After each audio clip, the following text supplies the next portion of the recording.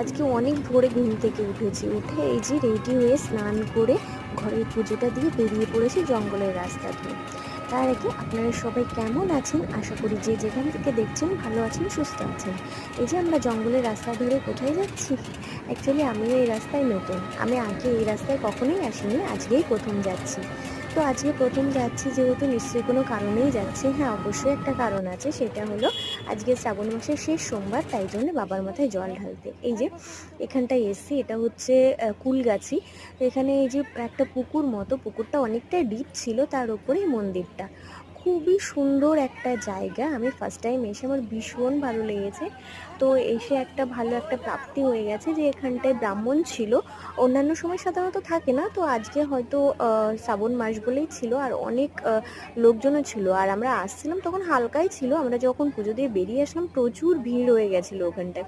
চারপাশটা দেখুন, খুব সুন্দর, খুবই সুন্দর, একদম মনোরম পরিবেশ। এখানটায় আসলে পরে আপনারা বুঝতে পারবেন, 5 মিনিট বসলে পরে একদম মনটা শান্ত হয়ে যাবে।